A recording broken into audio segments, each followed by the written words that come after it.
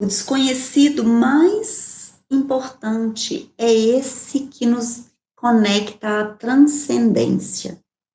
Esse anseio que a gente tem de fazer sentido, esse anseio que a gente tem, sim, Carlos, a felicidade, que pode estar em um lugar que não é realmente palpável do ponto de vista material.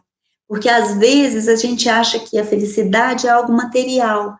Então, eu viajar de primeira classe no avião vai me dar felicidade. Mas a hora que eu viajei e aparece uma nova possibilidade, né? Então, uma residência no avião, aí você acha que a felicidade está em outro lugar. Mas eu não estou falando dessa felicidade que as coisas materiais aplacam em nós. Eu estou falando de uma felicidade que é interna e que está muito conectada ao quanto a gente faz sentido, primeiro para nós mesmos e depois quanto a gente faz sentido nas nossas relações para o outro, quanto a gente eleva o outro nas nossas relações, não é? O grande impedimento que eu vejo para a gente ir para esse desconhecido é o quanto de hormônio de estresse nós mobilizamos para a nossa vida. O quanto de referências negativas assolam a minha mente. E quanto que às vezes eu vivo dessa mente passada e deixo de viver a mente do futuro.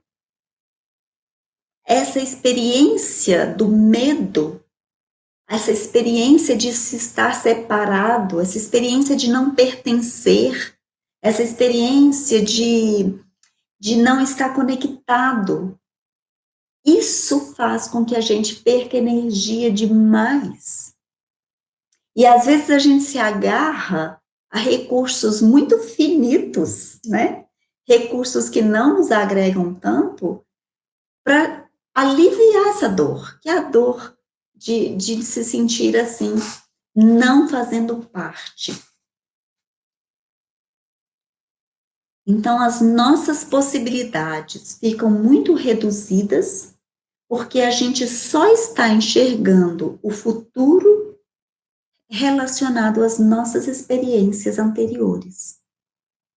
E viver do passado não vai te levar muito longe em relação a onde você está hoje. Então, aquela frase, né? Se você quer resultados novos, faça alguma coisa diferente. É por aí mesmo, mas aonde que isso está no nível orgânico, né? Acontece que a gente precisa de criar uma mente para cada coisa que a gente deseja. Eu vou dar um exemplo sobre isso, um exemplo que eu adoro, é aquele exemplo sobre aprender a dirigir. Então, uma vez na vida você aprendeu a dirigir carro, né? Quando você aprendeu a dirigir, lá no inicinho, você precisou pensar várias vezes na embreagem, no freio, na seta, tudo era muito pensado, você tinha que ajustar o tique e o teco aí, né, do cérebro, né, para você dar conta de realmente fazer aquela máquina funcionar bem. Com o tempo, você conseguiu tirar sua carteira, você começou a dirigir e hoje, provavelmente, né, você dirige sem pensar. Por que que você hoje consegue dirigir sem pensar? Você já se perguntou isso? Eu consigo dirigir sem pensar simplesmente porque eu criei uma mente da direção e incorporei essa mente nas minhas células. Todo o meu corpo sabe o que é dirigir. Eu não tenho estresse, eu não tenho dor de barriga, eu não tenho nem que pensar quando eu vou pegar o carro.